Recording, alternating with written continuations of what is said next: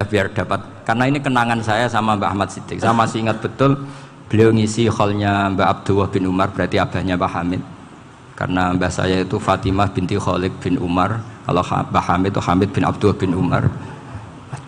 Itu saya masih ingat betul zaman itu Mbak Hamid setiap hall di Lasem itu rawuh, dan saya derek mbah saya karena masih misanan datang ke Lasem. Itu beliau pas itu ngisi sama Mbah Mun. Mbah Mun masih muda, Ki Ahmad Siddiq sepuh senior.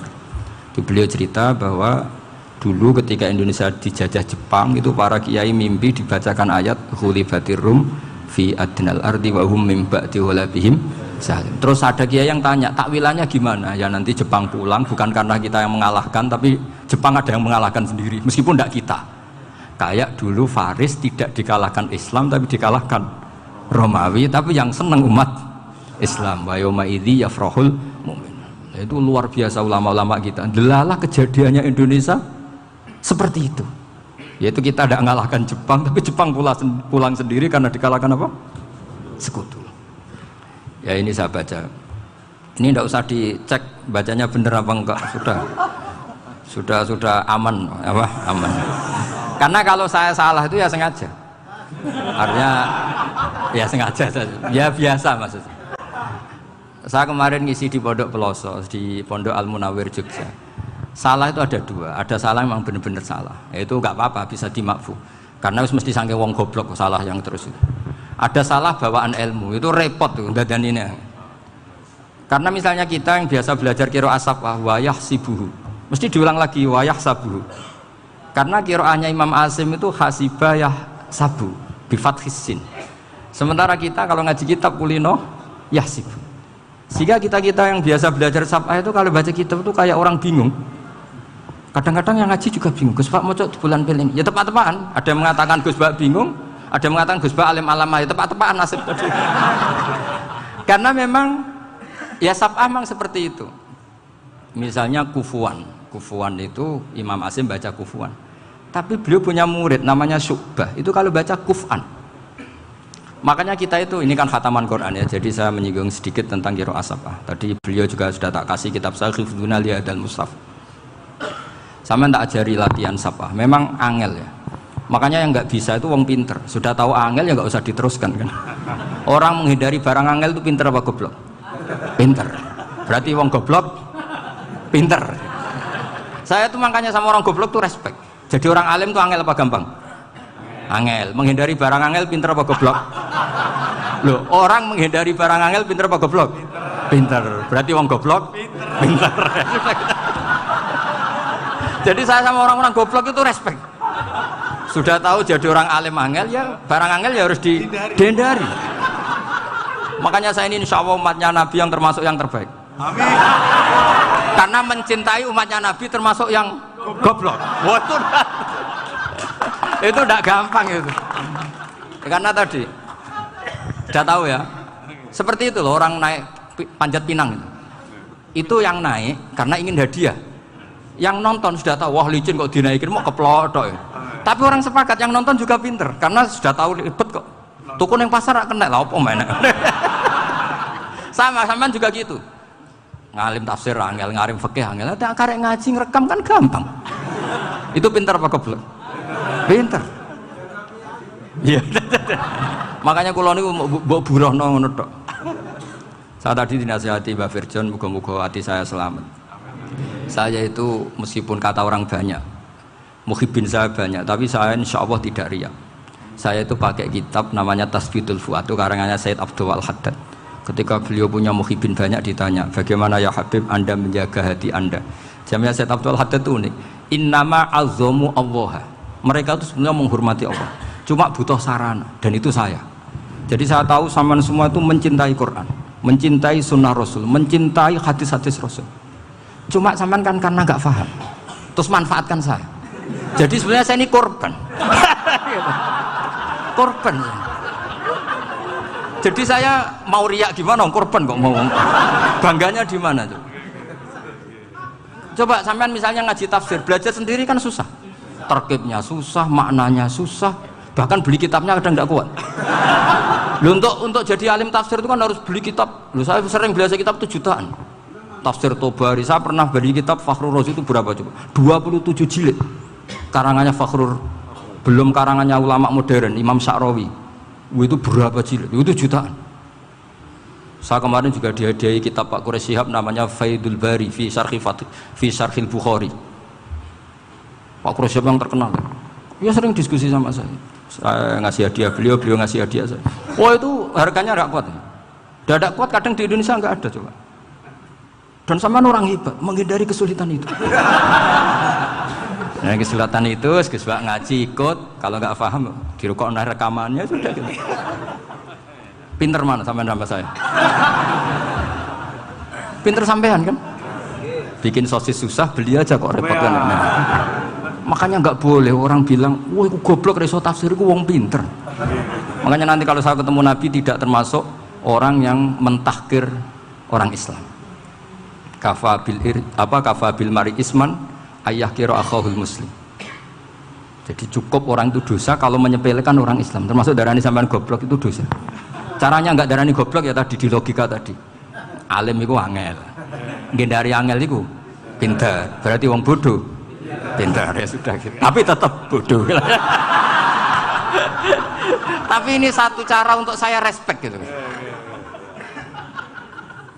Coba orang yang ngaji tafsir saya banyak, mungkin ribuan. Itu sebetulnya mencintai Quran. Karena Quran adalah kitab suci yang panduannya umat Islam. Sangat mencintai Quran. Terus kemudian mereka nggak paham. Terus mencari orang yang memahamkan. Burono lah cara jawabannya. Terus keren saya itu di mana coba? Lah terus mereka kurang ajarnya gini, kalau paham itu ya alhamdulillah paham. Kowe nak ngaji Gus Bae ngono tok. Tapi nek ora paham, ora nyalano akal ya. Mari Gus Bae nerangno cepet, mulane gak paham.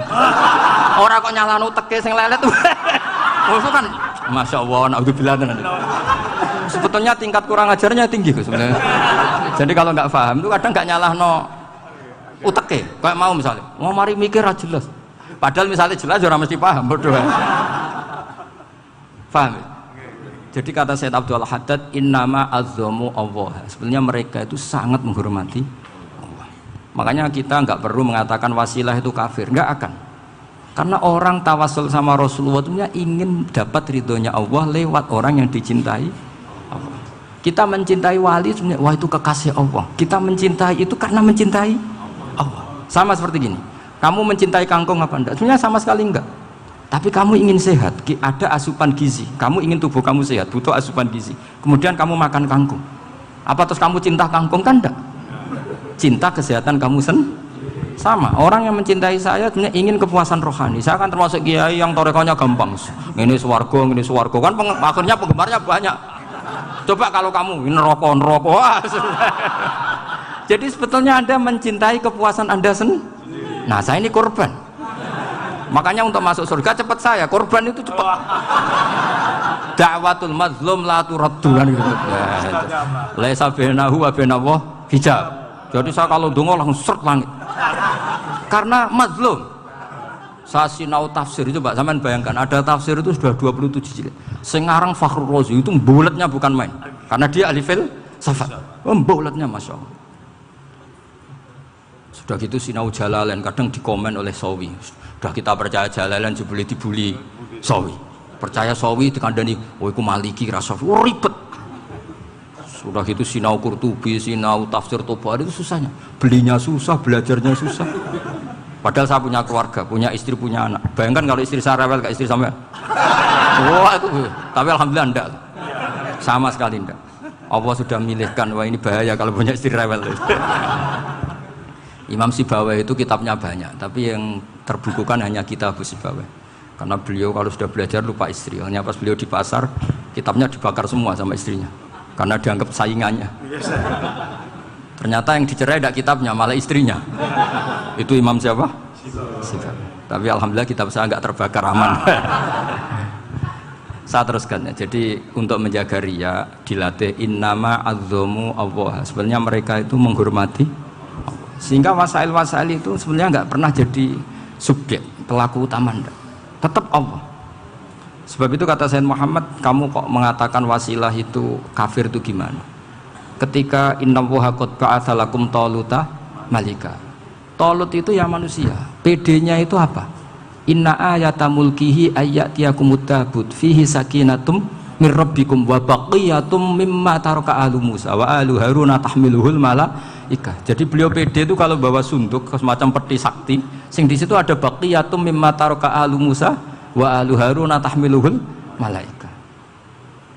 Ya kayak semacam jimat. Tapi saya bukan mensyariatkan jimat enggak, karena nanti banyak penjual yang pembohong juga gitu loh.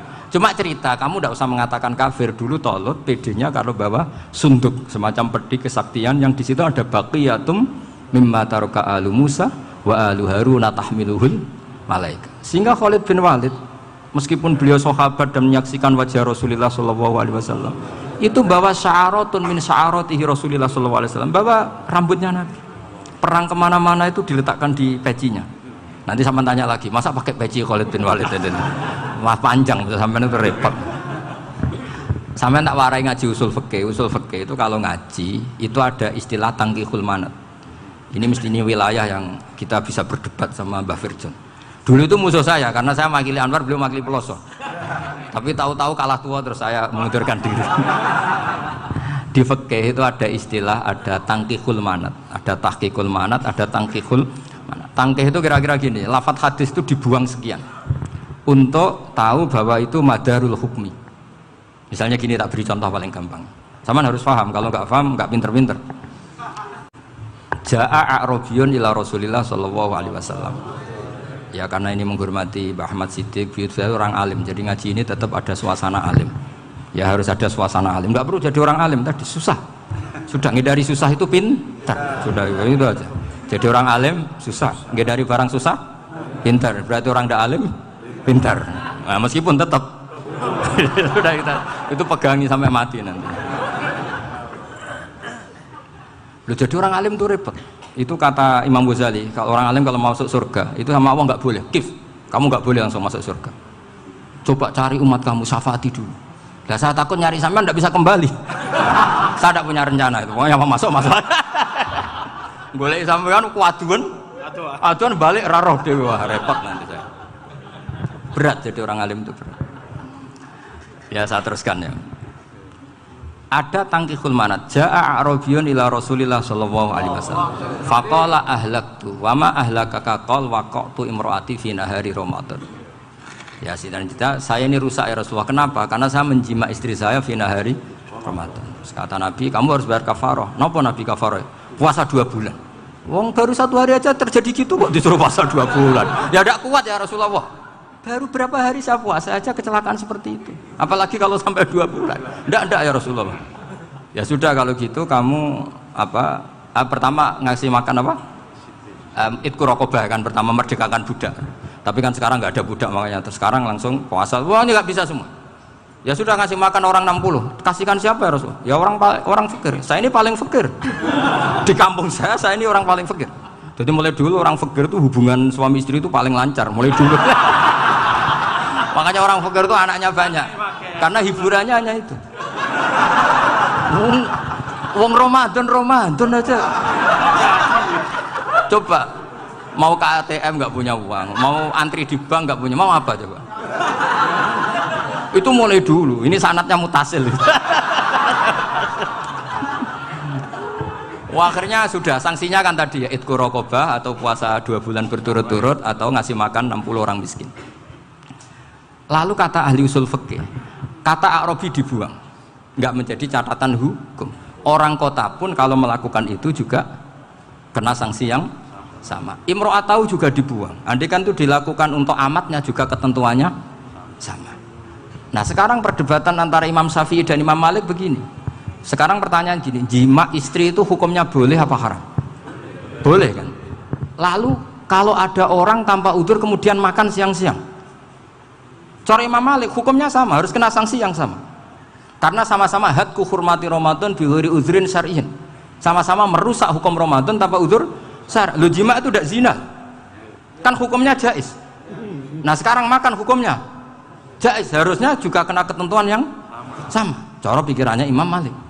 Nah, alhamdulillah Imam Syafi'i gak setuju. Wah, cara setuju repot. Bahkan orang-orang Syafi'i sudah punya khilaf, kalau gitu minum dulu. Iya, biar enggak kena. Iya, biar iftarnya pakai minum. Setelah minum baru jima kan. Iya. Ini sudah menyiapkan khilanya. Ini khas Syafi'i ini, bongso rekayasa hukum.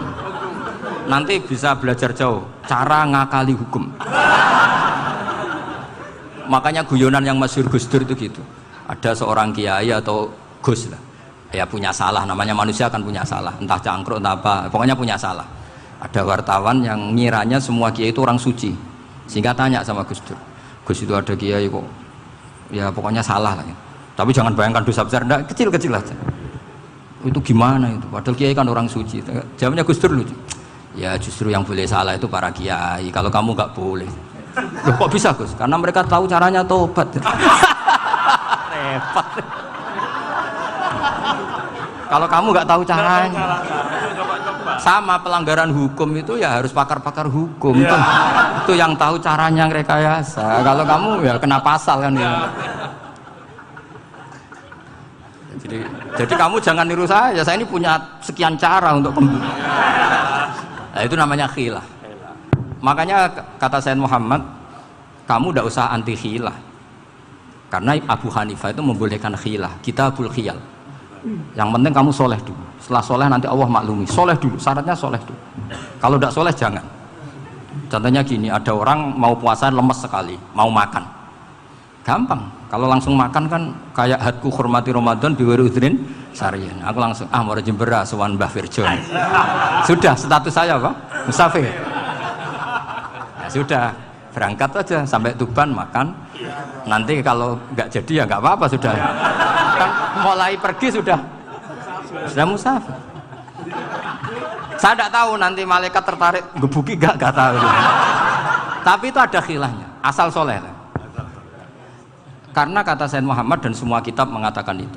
Kalau sama nggak tahu ya kebablasan. Nabi Ayub, nabi yang terkenal gudikan itu siapa? Ayub ya. Nah, itu yang Israiliyatnya kan seru lah. Gudikan dikukur bek kreweng itu terlalu lah kalau itu. Untuk kreweng konti ning Arab ora ono kreweng itu sudah masalah itu. Singkat cerita, Nabi Ayub ketika diasingkan kaumnya itu kan nggak punya sumber makanan. Lah orang lelaki itu mulai dulu egois. Istrinya Nabi Ayub itu cantik sekali, udah cantik, rambutnya bagus. Makanya kamu nggak usah tanya kenapa istrinya kayak banyak yang cantik. Ya, warasatul anbiya, nggak boleh gitu. Kalau nggak cantik ya warasatul anbiya dari segi balak. Istrinya Nabi itu semuanya cantik. Nggak usah tanya sebabnya apa, pokoknya gitu, semuanya cantik. Singkat cerita, beberapa kali istrinya Nabi Ayub itu kerja demi bisa nafkahi Nabi siapa? Suatu saat itu tidak ada pekerjaan yang cukup untuk beli roti. Satu-satunya peluang dapat rezeki itu putrinya raja itu rambutnya berondoli. Terus ada sayembara siapa yang rambutnya bagus mau dibeli. Sampai rambutnya istrinya Nabi Ayub itu dijual. Nabi Ayub tersinggung karena itu mengurangi kecantikan. Jadi lelaki mulai dulu gitu. Udah nggak urun kalau istrinya nggak cantik itu komplain. Itu khasnya lelaki. Jadi kalau kamu gitu ada sanadnya juga, tenang saja ya.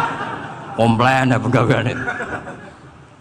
Saking mangkelnya Nabi Ayub terus ngendikan la adriban naki mi'ata sautin. Kamu akan saya pukuli dengan mi'ata sautin atau dengan 100 cambukan.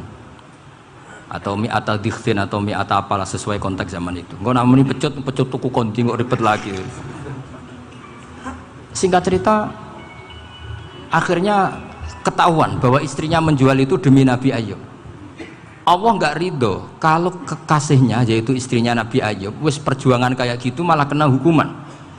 Tapi Allah juga nggak ingin kekasihnya yang bernama Ayub melanggar sumpah. Padahal beliau sudah sumpah, wallahi demi Allah nanti tak pukul dengan 100 kali. 100 kali dengan lidi lah misalnya, contoh yang gampang tuh lidi.